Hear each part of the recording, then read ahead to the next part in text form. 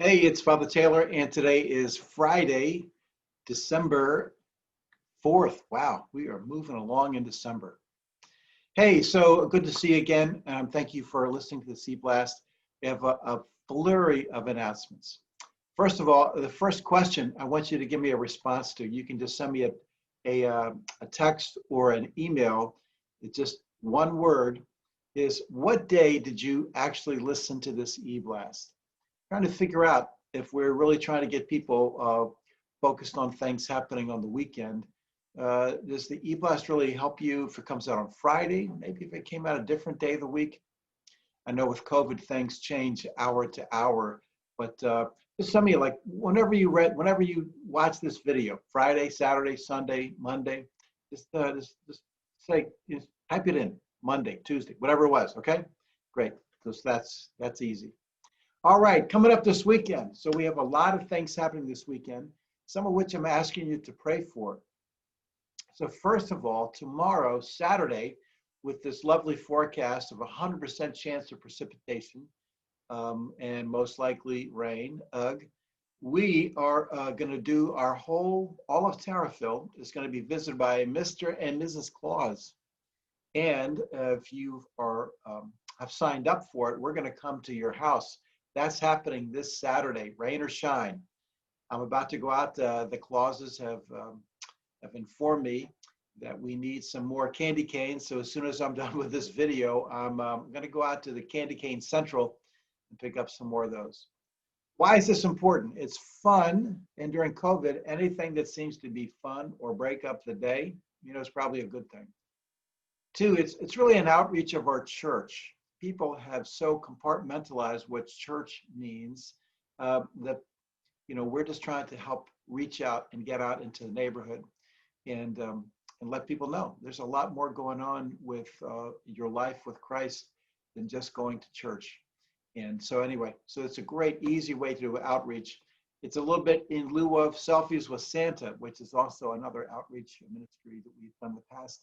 We can't do this year. So tomorrow morning, Santa and Mrs. Claus will meet in the parking lot.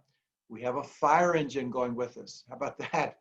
So we have a route in the neighborhood, and we end up at the school because the principal heard about it. I didn't tell him about it, but he heard about it, and he asked that Santa and Mrs. Claus could just go right down to Tarryville School, and families could meet them in the parking lot. So pray for halfway decent weather. A deluge of pouring rain, I could put a damper on it. This is our only time to go. So pray for the weather. Pray that we make some good connections in the neighborhood. Pray that people would find joy, just something to look forward to, some joy. But anyway, that's Saturday. Tomorrow morning, Santa Mrs. Claus. Another prayer request, Sunday, as it's the first Sunday of the month, we are having a time of healing during our 9:45 Zoom service. If you're with us last month, Jim Wheeler, who was the pastor of the church in Collinsville for 34 years and has had a tremendous part in the healing ministry and the ministry of prayer in this area and New England for that period of time. Jim Wheeler is going to give us a sermon again, talking about the way that Jesus healed and the way that Jesus continues to heal today.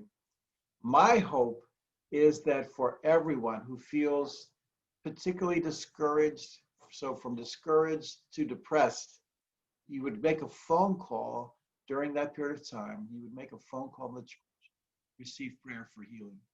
If you know someone who's going through something and needs God in their life, healing, please have them watch with you perhaps on Facebook, like a mini Facebook watch party, but have them tune in with you. Because when we hear these scriptures explained to us, the work of the Holy Spirit does something in our heart which brings up a sense of possibility.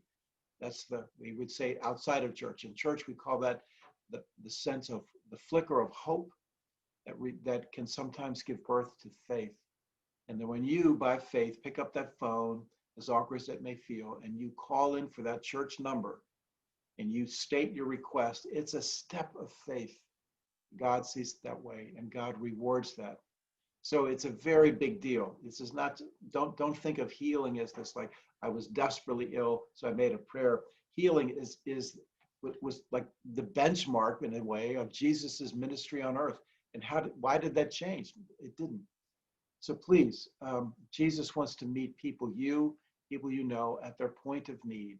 And it's much deeper than I got sick and then I got better. It's the whole activity of God in your life of faith and hope, God's love coming to you through grace. Okay? That's Sunday. So phone a friend, have them watch a service with you, and encourage them to hear this sermon, to be a part of the prayers, and then to make that phone call. So that's this weekend. We have so much stuff coming up. It makes my head spin that I'm not even going to tell you about every feature that we have coming up. But we do have to start setting up for Christmas Eve and our outdoor service at 4 o'clock. Of course, if it rains, you know, that is just not going to work. If it's below 30 degrees, I'm not going to do that service because I don't want people coming out in the freezing cold. But we have begun to map out the parking lot. We know how we want to do things. But here's how you can help. We need like about 1 million Christmas lights. That's right, we need outdoor Christmas lights. I'm ready to push the button on Amazon just to order like all these Christmas lights. But it would be helpful, you know, if you have some to use. We really all, you know, if you just want to let us borrow them for Christmas Eve, and borrow if you have a Christmas tree, whether it's fake or not. If you want to bring in a tree, we're trying to set up this like a place where we're going to have like a stage, so to speak, that's up on the grass. We'd love to have some more Christmas trees. Right now, I guess the plan would be, I have a friend with a generator that I might press him for a favor. But if you have a small generator, I don't want the industrial size kind, but particularly a smaller generator, we could get all the electricity done in the deeper part of the parking lot with a small generator. And then we could string up regular lights. Otherwise, I'm gonna have to get battery powered lights. Who knows about that? Anyway, lights, I need lights. I need some people to help come decorate. You can start decorating like tomorrow because we're gonna accumulate the decorations so that when Christmas Eve comes, you know, we have a lit up area for stage. We have lights, you know, we have a sound system up. We come out and be able to safely space. It looks like we have space for about 45 or 42 sections, you know, because we have limited parking because we're using the parking lot. And there are some criteria about how many people you can have at an event like this. But we just bring some lights. I'll tell you all the rest of that later. Don't need to get into the details. We need lights. If you have a generator at home, particularly a quiet, like one of the smaller ones, not like the ones that can do an entire apartment building. But if you've got a generator, call me up, and I know exactly how we're going to have this thing placed so that doesn't really bother us in the service. But anyway, that's coming up Christmas Eve. And the last thing I just want to say is, you know, our schedule right now for in-person services is really based on what's going on with the virus. As I told you a little more than 2 weeks ago, as we approached our last in-person indoor service and our last in-person outdoor service, outdoors it just got to be too cold, which is a reasonable thing. But in-person, which I thought, you know, we really have two spaces where we can do in-person services with the right distances. But when I talked to the epidemiologist from Farmington Valley, she was really clear about where things were going. And she told me what they predicted was going to happen over the next couple of weeks prior to Thanksgiving. And I gotta say, everything she said is exactly what happened. So these people are following these trends. It's what they do. And we're just trying to keep people safe. Particularly now that we know that there's a vaccine that's gonna come. May not come overnight, but we know that there's an end date when people are gonna start getting vaccinated, and that's gonna reach a certain point where it is safe to come back in person. So there's a place that we can almost see a date coming that we're gonna move toward, and that should give us some sense of hope, which is really the message of Advent. Talk about a great segue. We know that Jesus is going to return, which is really the focus of Advent. It's not looking back and waiting for it. It's primarily not about the incarnation as much as it is about the return, the one who is to come, Advent. And so we know that there's a time when Jesus is going to come. And when that comes, we've spoken about this.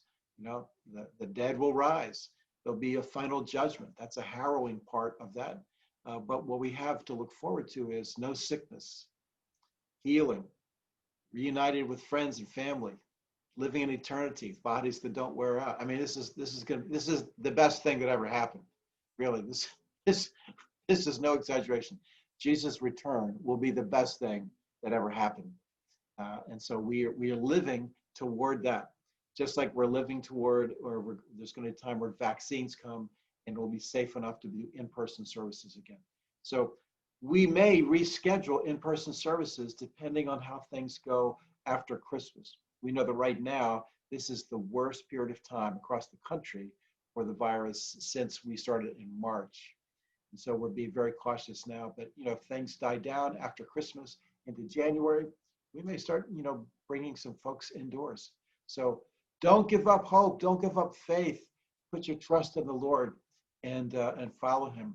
And if you haven't seen one of your church friends for some time, please do not hesitate and call them up, check on them, how they're doing. A lot of people have just gotten zoomed out and they don't want to, they're doing Zoom all week for work. It's just very, very stressful. So call somebody. Our community is not based solely on a church service.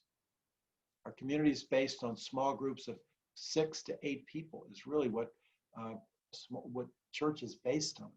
And so reach out to the folks that you haven't seen and just check up on them and maybe say a prayer with them. All right, that's plenty for today. So thanks for listening in, and I will see you at least on Zoom this weekend. If maybe I'm going around with Santa too, so come on out and say hello. All right, thanks.